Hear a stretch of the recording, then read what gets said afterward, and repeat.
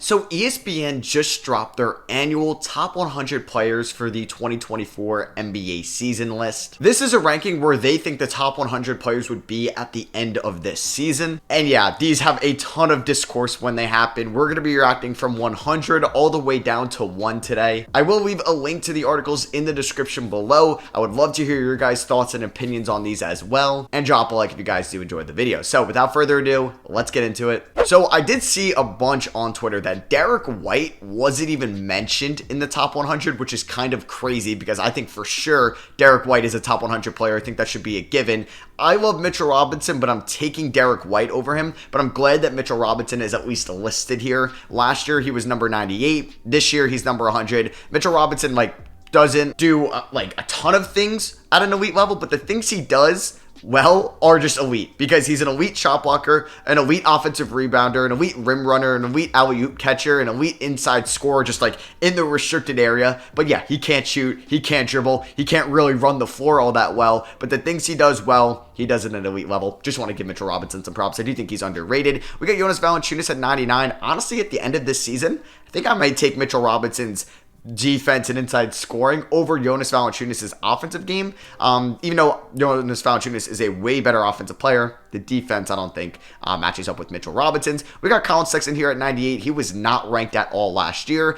Last year was basically kind of a rehab year for him off the major injury that he had in the 2022 season. So I'm expecting Colin Sexton to be much better and kind of reverting back to what he was before the Donovan Mitchell trade and when he got hurt in 2022 with Cleveland. 97 Grant Williams, definitely, I wouldn't say an underrated player throughout the league, but a perfect role player. But if you're telling me Grant Williams or Derek White, it's not even a goddamn question. So I really can't believe that Derek White did not make this list at all, because I would take him over everybody mentioned so far, or at least Grant Williams and Mitchell Robinson and Jonas Valanciunas. We got Harrison Barnes at 96, just got an extension, dropped 22 spots. He's off that new $54 million deal, but a year older. I don't think he could be a top 100 player at the end of the year, but he's been having a respectable career now on his third team in Sacramento, spending time in Golden State and Dallas. So it's nice that he found a more permanent home there in Sacramento. J-Dub, Jalen Williams, number 95. He was not ranked last year. He was a rookie. He was definitely probably the biggest standout from that rookie class because we all expected Paolo Banchero to be a top rookie,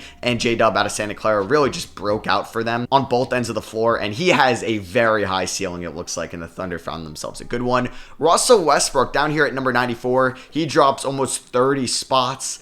It's probably accurate. It just sucks to see that Russell Westbrook might not be a top 100 player anymore. I'm interested to see that they think Mike Conley will have a better season. I do think for their role specifically, maybe, because Conley is definitely more passive on the offensive end of the floor, does not need to score 20 points a night to be effective, and is a little bit better from downtown than Russell Westbrook. So I get the reasoning from there, but obviously all time you're taking Russell Westbrook. Shout out to Emmanuel quickly making this list. I think he's also very underrated in the league. I think he could be higher than 92 at the end of the year. He's going to be getting a new extension from the Knicks. I think he's going to win Sixth Man of the Year, and he could honestly be maybe the third best player on the Knicks this year after Brunson and Julius Randle. But also speaking of Knicks, shout out to 3 Knicks already making it here in the top 100, and we know that we're going to see at least Julius Randle and Jalen Brunson. So I wonder if RJ Barrett is not here. But Josh Hart here at number 91. He was not ranked last year. I think he should 100% be in here. And I think he's very similar to the Derek White role. So once again, I'll go back to it. I don't know how Derek White wasn't listed in the top 100 because he's better than John Collins for sure, who's number 90. But I love Josh Hart being here. One of the best rebounding guards/wings in the league. Good three-point shooter. Great in transition. Runs the floor at an exceptional level and finds his spots on the offensive end. Does not need the ball in his hands to be an effective player. He's a really good guy you'd want on your team. Also just got a new extension from the Knicks as well. We got John Collins here at number 90. I'm excited to see what he's going to do with the Utah Jazz this season after getting traded from Atlanta in the offseason for basically nothing. So we'll see how he plays next to Lauri Markkanen and Walker Kessler. Those are going to be some fun-ass lineups with Markkanen, Collins, and Kessler. And then you throw in Taylor Hendricks at sometimes as well. You got Time Lord Robert Williams in his new home in Portland here at number 89. He has dropped 31 spots from last year. He's had his injury passed, so we'll see if he can stay fully healthy in Portland. And are we going to see more of him at the power forward spot with Aiden there? But we'll see. I like Robert Williams a lot, and he's going to be a nice kind of young building block for the Blazers, who desperately needed some big men over the last decade with Damian Lillard, and now they got a nice young rim protector. Kevon Looney at number 88. I don't know, though. Like, is Kevon Looney better than Robert Williams? I wouldn't say so, but Kevon Mooney's definitely more available, and he was good in the playoffs last year when Robert Williams, at times, wasn't playing. So I get that. Shout out to Buddy Hield getting the respect. He's only up 3 spots, but he's really remained as one of the best three-point shooters since he entered the league back in 2017. Kyle Kuzma at 86, I get this ranking. You may think it would be a little bit higher, but he's not a great defender. He's not like maybe the best playmaker in the world, even though he did look probably the best he's ever had last year for the Wizards. But is it going to result to wins? Probably not. I think at the end of the day, you could say like Derek White, Josh Hart, that type of role player is way more important than a Kyle Kuzma for you because his efficiency isn't like at a really high level. And is he going to win you games? I don't know. He will score some points though. Him and Jordan Poole might average 25 apiece this year for the Wizards. We got Anthony Simons at 85. Seems a little low. I do think he can finish higher than 85 this year because there's a really high chance he's the leading scorer on this Blazers team. Clint Capella at 84. I just wonder what we think Clint Capella does that much better than Mitchell Robinson and like Robert Williams. He's definitely a better rebounder than those two, but yeah, maybe Clint Capella is just still riding on that hype he had in Houston with James Harden, who made him obviously so much better. I'm more excited to see Onyeka Okongwu with this team, but maybe it's because Clint Capella's just been around for a while, so I'm kind of getting bored with him, but he's still a good player. Tobias Harris at 83. Like, what does he do differently than Kyle Kuzma? Just a better spot-up three-point shooter? I can't believe he was ranked 56th last year. He's 83 now. Like, call me crazy, but I think I'm taking the Josh Hart role player over Tobias Harris, for sure. Like, Derek White role player over Tobias Harris. If they're going to be, I don't know, though. Because Tobias Harris is a way better offensive, like, craftier scorer than Josh Hart. But what Josh Hart gives me on the defensive end, going to shoot similar percentages from 3, just as good as an inside score. I don't know. That's definitely a debate for the comments below. Cameron Johnson, one of the league's best three-point shooters, off a new contract extension at 82. Bobby Portis at 81, one of the league's best bigs off the bench. Okay, shout out to Jalen Green making the top 100. I thought maybe he wasn't going to make it, but he was ranked 62nd last year, and he's going to drop 18 spots, which is not what you want to see for somebody going into their 3rd season.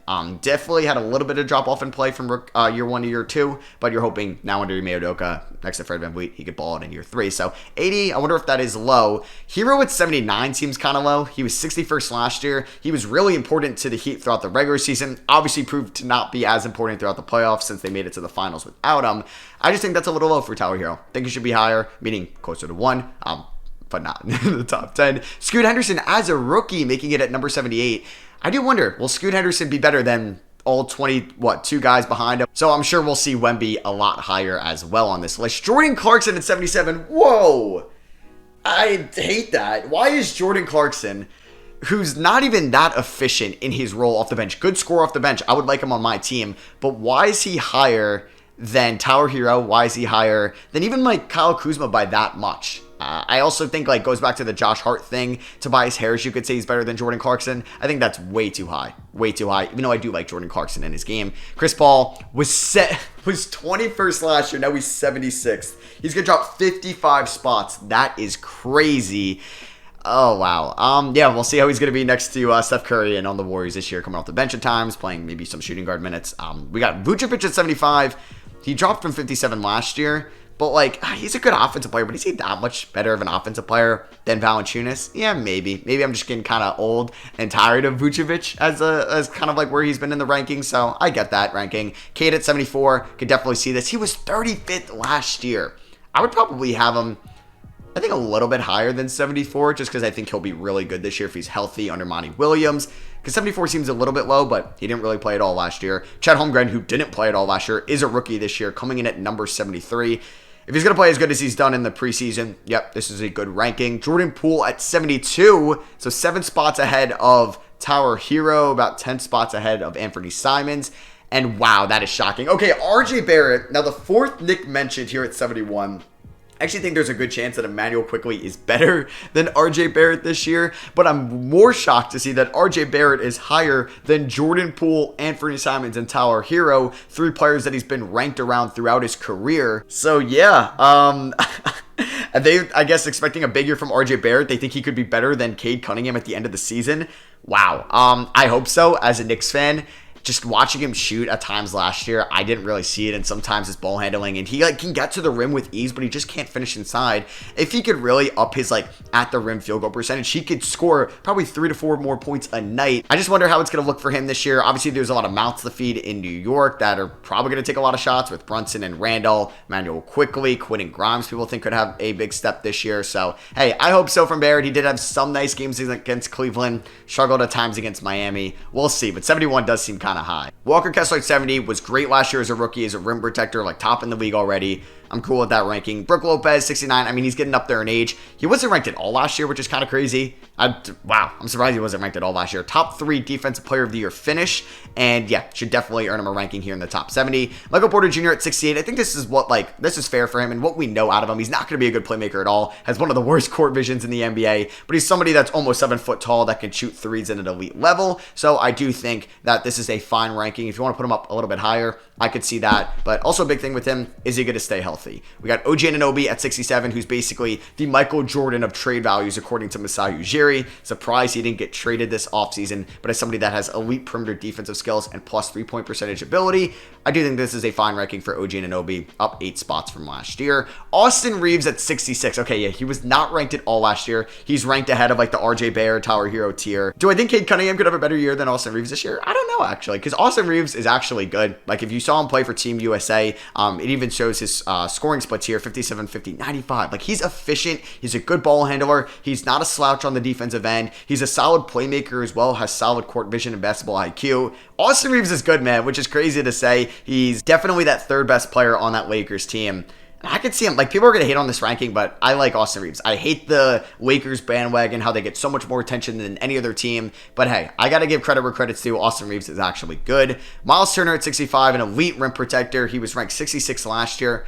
Hey, he beat the trade allegations for a lot of years, so shout out to him. Rudy Gobert at 64. I do think we could see him a lot higher next year. He was ranked 18th last year, and obviously had a very disappointing season in his first year in Minnesota, but I think playing just another year with Karl-Anthony Towns, they're definitely going to get more familiar with each other under Chris Finch, and I think he's actually going to be a top 50 player by the end of the year. I don't know if that's a hot take, but I think he'll be back in the deep boy conversation as well. 63, Scotty Barnes. Whoa, okay, so he was ranked 39th last year. 63, I guess, could seem a little bit low, but he is higher than Jalen Green. He is higher than Cade Cunningham. I honestly think Cade will have a better season, but I do think he'll have a better year than Jalen Green. Kristaps Porzingis at 62, so I'm sure we'll see 3 other Celtics ahead of him, but yeah, I think that's fine. He was pretty good last year, probably the best year of his career for the Wizards, but it didn't really result into any wins, but he doesn't really need to be the top guy like he was last year for the Celtics team. He just needs to be the number 3. And he's looked great in the preseason, and he might be fully healthy, which I love to see because I loved him on the Knicks. I was so excited to watch him kind of grow and develop on the Knicks, and then he got traded back in 2019, which made me very sad.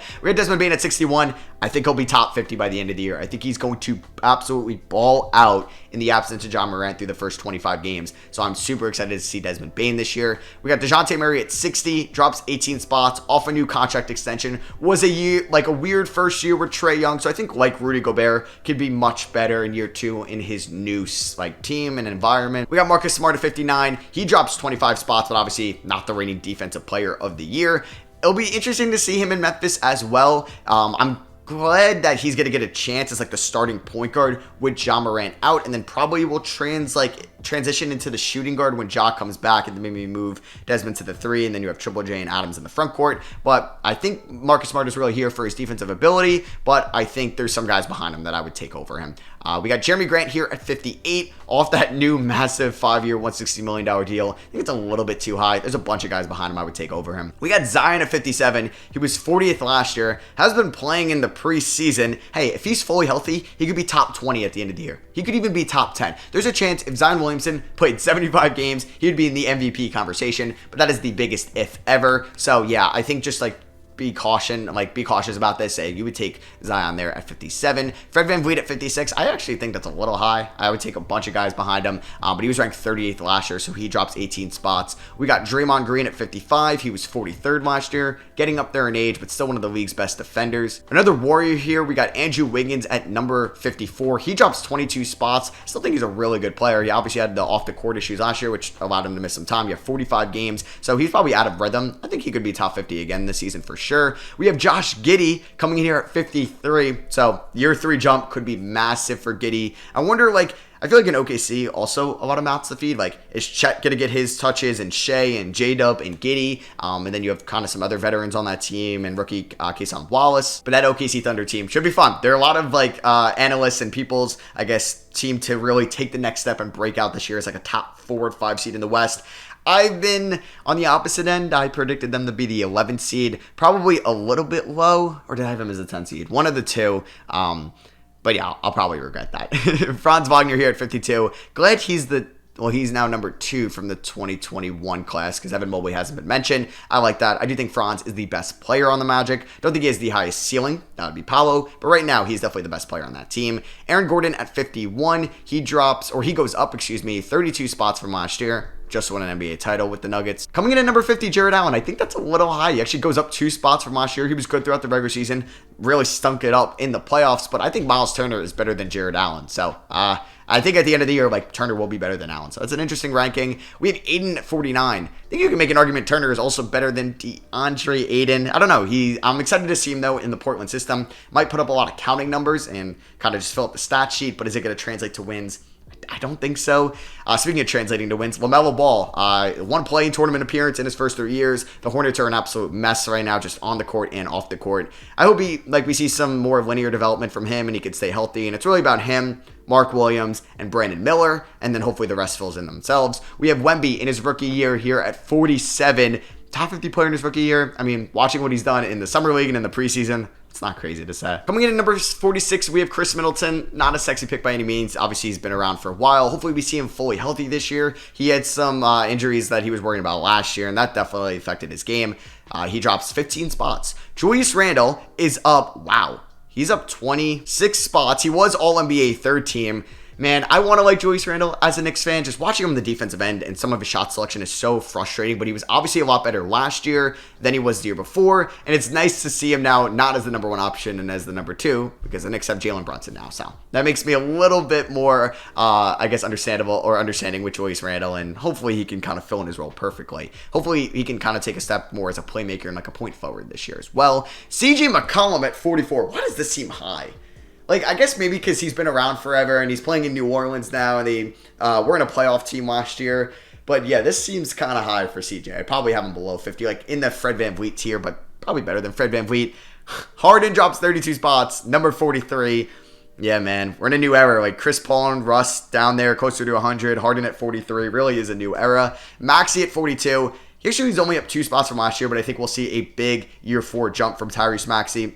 We got Klay Thompson here at 41. Looked like the old Klay last year, which is nice. I mean, obviously, he was out for 2 years. So the year they won the championship in 2022 was obviously going to be a rehab year. But last year, kind of reverted back to the old Klay, which is nice to see. So yeah, the Warriors have had, I think, 5 guys mentioned, because obviously we'll get to Steph, but they had Klay, Wiggins, Draymond, and Chris Paul. So I guess 6 guys. And I guess the Knicks had, they'll have Brunson, they had Randall, RJ, Quickly, Harden, Mitrov. Shout out to the Knicks and Warriors having 6 guys. You got Evan Mobley here at 40.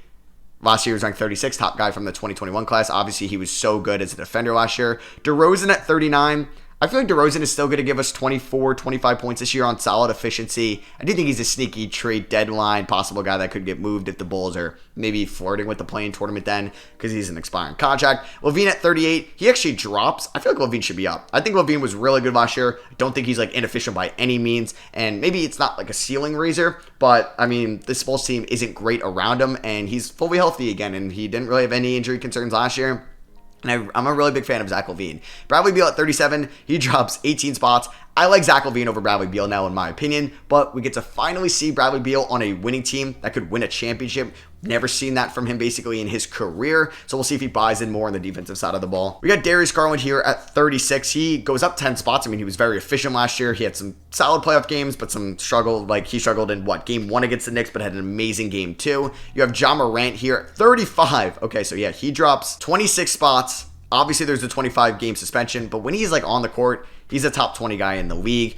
So I think he'll finish higher this year. We got Kyrie Irving staying around the same. I think I'm like very excited to see him with Luka for a full year. We'll see if the Mavericks will be back in the playoffs. Mikal Bridges up 16 spots here at 33. So excited to watch him as like the true number one option throughout the season. And then we got Jalen Brunson, one spot ahead of his former Nova teammate, team that shares the same state, over there now at the Garden here.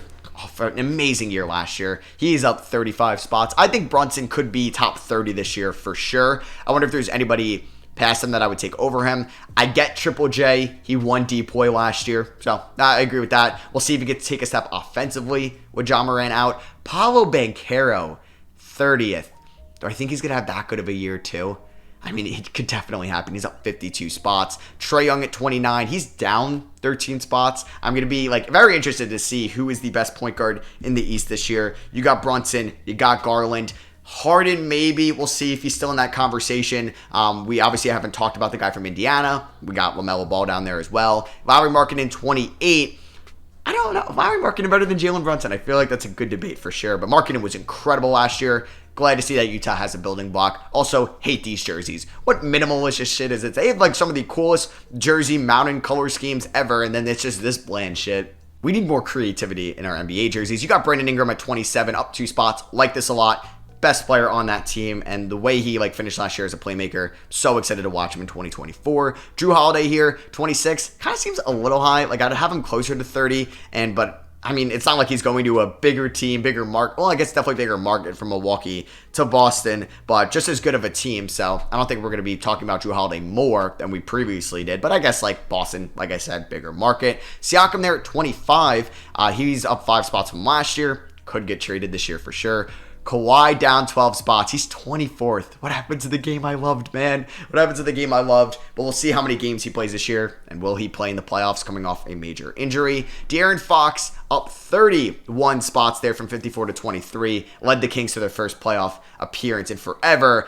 I don't agree with this, though. Fox at 23, Sabonis at 22. Sabonis is a little high. I think Sabonis should be also down a couple spots, or at least have swapped these. I'm surprised they went Sabonis over Fox. I don't know. There's some guys behind Sabonis I would take. Like, are you taking Sabonis over Pascal Siakam? I don't know. Tyrese Halliburton there at 21. He's up 38 spots. He's going to have such a big year for Indiana. He is such a ceiling and floor raiser, but we'll see if he could stay healthy, and are the Pacers going to be a playoff team? Karl-Anthony Towns at 20, dropped 7 spots. I mean, he's still one of the best offensive big men in the league. This seems a little high. I would probably have him maybe 25, maybe swap him with a couple guys below him. Jaylen Brown at 19, off the Supermax, one of the better two-way forwards in the league. Will he go left? We'll see. Paul George at 18, he drops 3 spots. He drops 3 spots. He drops 3 spots, so kind of still in the same area. We'll see if he could stay healthy for the Clippers this season. Jamal Murray at 17. Okay, that's kind of crazy. He's up 33 spots. I mean, he was so good in the playoffs, so I get this ranking, and now he's like fully off the ACL injury that he had a couple years ago. There's a couple guys behind him I would take over him. Like Tyrese Halliburton, I think I would take over him, but he was so good in the playoffs. We'll see. We'll definitely monitor that one. We got Bam Adebayo here at 16. I think he might finally get that DPOY win this year. Donovan Mitchell at 15. He was so good last year for Cleveland. He's up 9 spots. Dame at the same ranking. New team, new city, new championship aspirations. He could finally win one. I'm excited to see Dame play in important playoff games, something we really haven't seen in forever. Anthony Edwards at 13. Yeah, this is a lot of Team USA hype here. Up 13 spots, 12 spots from last year. Do I think Anthony Edwards could be the 13th best player in the league?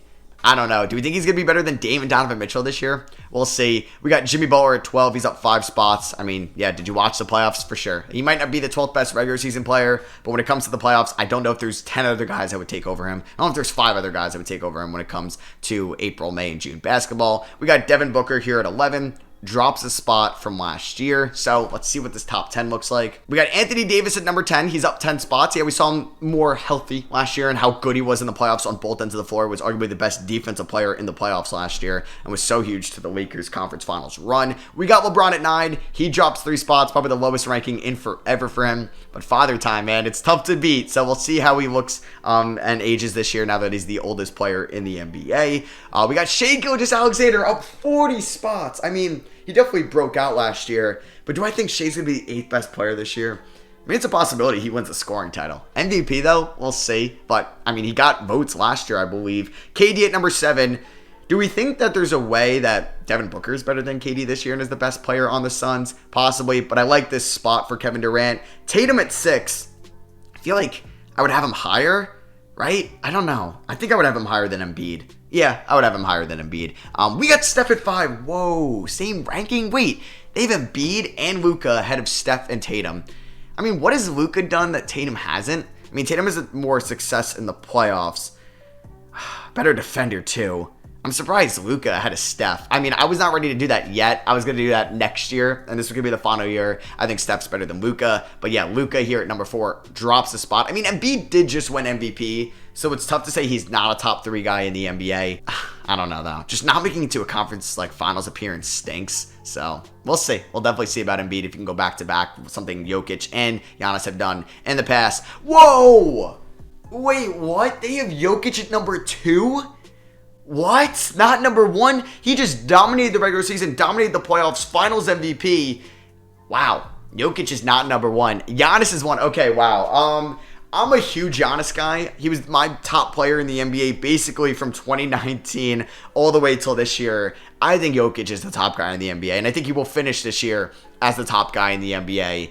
Wow. All right. Would love to hear what you guys have to say about this in the comments. You think like basically this is your MVP pick. Giannis, Jokic, Embiid. Like, what do you guys think? But either way, I hope you guys enjoyed that reaction video. Drop a like if you did. Let me know what you think of the top 100 list in the comments below. Obviously, it's very hard to do a top 100 list. You're going to have some agreements, a lot of disagreements, because everybody would have their own philosophy on how they would do a top 100. So it's impossible to please everybody. But yeah, I hope you guys did enjoy. Love you guys, and I'll catch you on the next one. Peace.